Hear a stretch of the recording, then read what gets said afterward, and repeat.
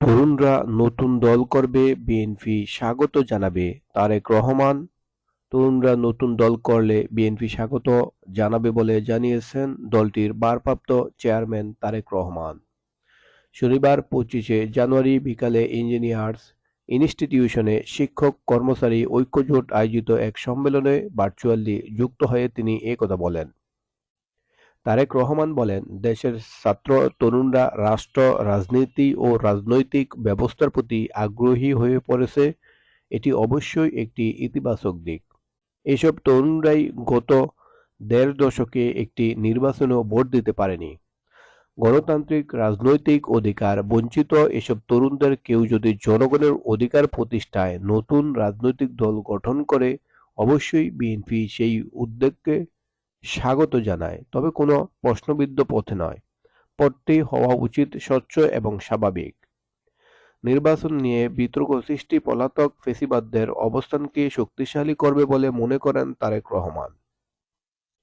তিনি বলেন, আগেও আমি বলেছি, আজও আমি আপনাদের সামনে আবারও তুলে ধরতে চাই, নির্বাচনই হচ্ছে জনগণের রাজনৈতিক ক্ষমতায় নিশ্চিত করার অন্যতম প্রধান কার্যকরী হাতিয়ার। নির্বাচন অনুষ্ঠান নিয়ে বিতর্ক সৃষ্টি করার অর্থ নিজেদের অজান্তে পরাজিত পলাতক ফ্যাসিস্টদের অবস্থানকে শক্তিশালী করা। দলের নেতাকর্মীদের উদ্দেশ্যে বিএনপির ভারপ্রাপ্ত চেয়ারম্যান বলেন, সর্বস্তরের নেতাকর্মীদের প্রতি বরাবরের মতোই আমার আহ্বান থাকবে, আপনাদের কোনো কার্যক্রম নিয়ে কেউ যাতে বিভ্রান্তি ছড়াতে না পারে কিংবা বিতর্ক সৃষ্টি হওয়ার, লিপ্ত হওয়ার সুযোগ না পায়, সে বিষয়ে অবশ্যই আপনাদেরকে সজাগ থাকতে হবে। জনগণই বিএনপির সকল রাজনৈতিক ক্ষমতা উৎস। জনগণের সঙ্গে থাকলে কোনো ষড়যন্ত্রই আমাদেরকে পরাজিত করতে পারবে না ইনশাআল্লাহ। নির্বাচন ও সংস্কার দুটিই জরুরি। তারেক রহমান বলেন, সংস্কার ও নির্বাচন বিএনপি দুটিরই পক্ষে, দুটি অত্যন্ত জরুরি। সংস্কার না কি নির্বাচন? কেউ কেউ এমন উদ্দেশ্যে প্রণোদিত প্রশ্ন নিয়ে কূটতর্ক করার অপচেষ্টা করেছে। আমরা যদি দেশের বিরাজমান পরিস্থিতি দেখি তাহলে কিন্তু সেটি ভিন্ন। দেশের কোটি কোটি পরিবারের কাছে এই মুহূর্তে নির্বাচন এবং সংস্কারের চেয়েও গুরুত্বপূর্ণ হচ্ছে সংসার পরিচালনা করা। তিনি বলেন, একদিকে দ্রব্যমূল্যের ঊর্ধ্বগতি, অপরদিকে জনগণের চাপিয়ে দেওয়া ভ্যাটের বোঝা।